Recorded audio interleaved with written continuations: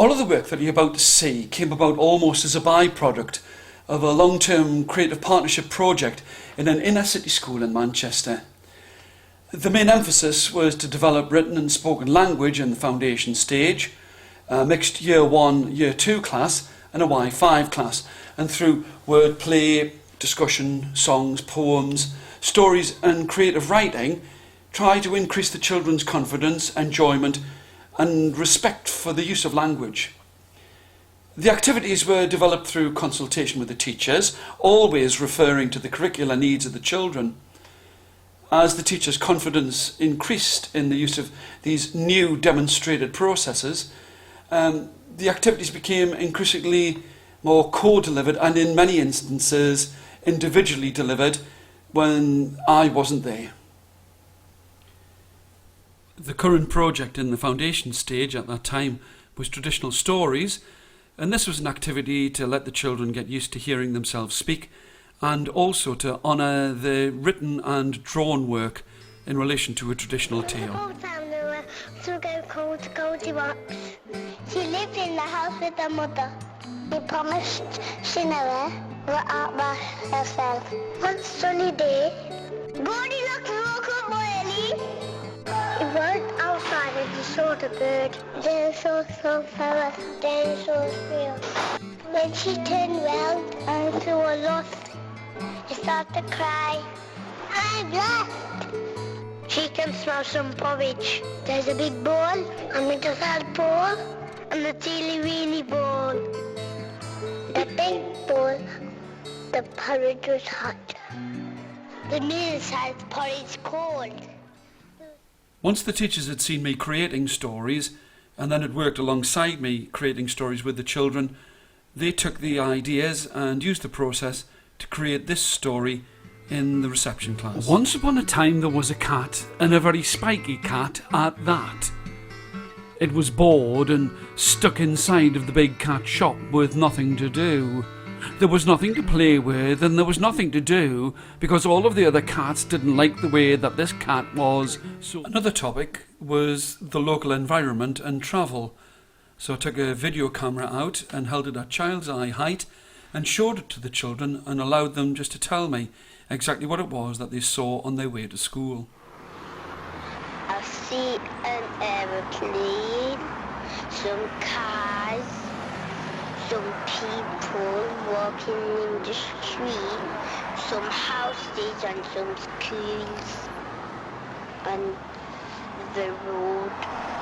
I went in the car and drive. That the drive it. They done different colours, one stop and down.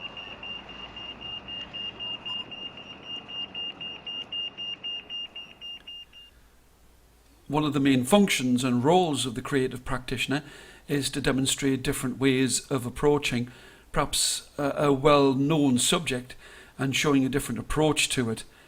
To help with materials and the changes in materials, I did a stop-motion animation of ice cubes melting.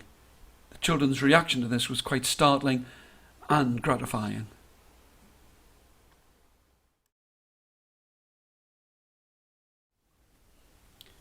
As with any creative partnerships project, it's an opportunity for the practitioner to try and develop some new skills. After having taken the ice cube photographs, I decided I'd try my hand at animation, and I linked this to the topic of farms and farm animals, where I took over the process of actually creating the farms with the children using paper technology.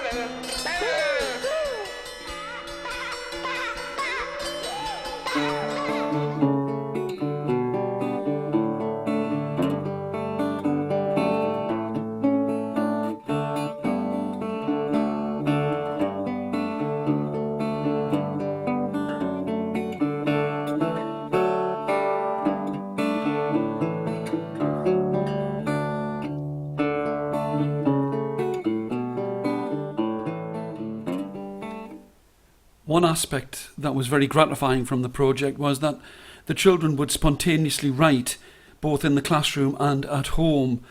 And this is an example of some of the homework and some of the written work that they would do within the classroom. The dogs say woof.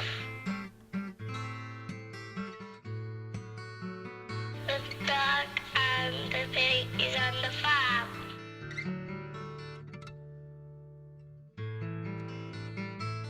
A dog eats meat.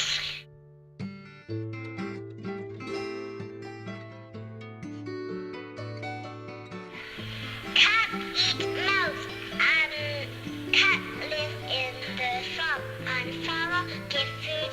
The farmer lives in the farmhouse.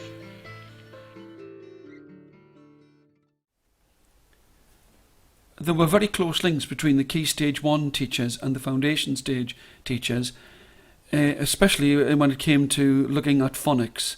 This is some work that I did in both the Foundation Stage and with the Year 1 Y2 class on AR words and making up stories with R in them.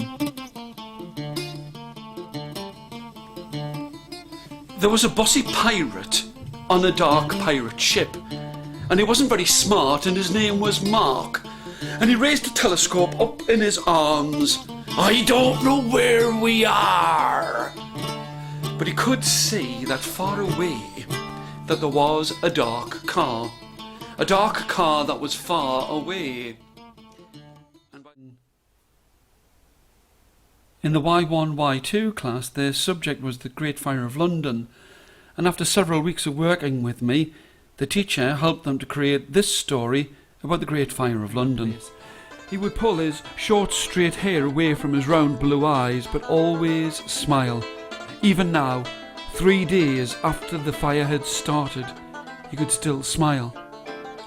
He could push with his big hands and find somewhere to sleep in amongst all of the ruins, but always staying away from the fire. In the Y5 class, with a lot of input from the teacher, we got the children to understand just how much detail needs to go into a story and how you have a duty to the reader to provide them with a story that's full of content, description, emotions, and can give a surprise to the listener and the reader. With the Manchester rain falling all around him, his short brown curly hair was becoming sticky with the cotton dust that was inside of his hair. But it wasn't just his hair that was affected. His eyes were red and bloodshot because where he worked inside of the cotton mill. And not all of the work that I did with the children was in fiction or in creative writing. We also looked at non-chronological texts and annotating. This piece of work was directed and produced by the children themselves, with them discussing what exactly should be placed on as instructions on this DVD that was actually posted on YouTube.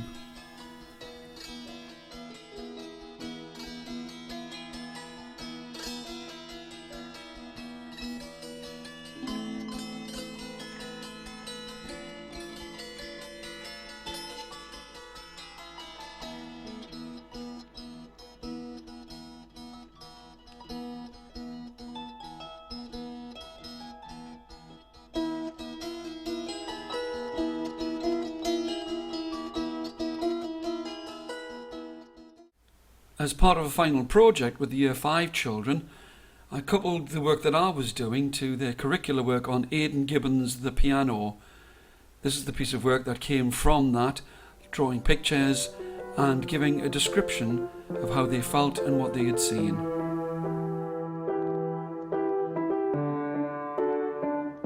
This is a story about a man who had no one except his grandson. This man was playing, and every time he pressed a key, he started to remember some sad memories and some happy memories. Edward, for that was his name, cried on the inside as each note pierced his heart like a bullet.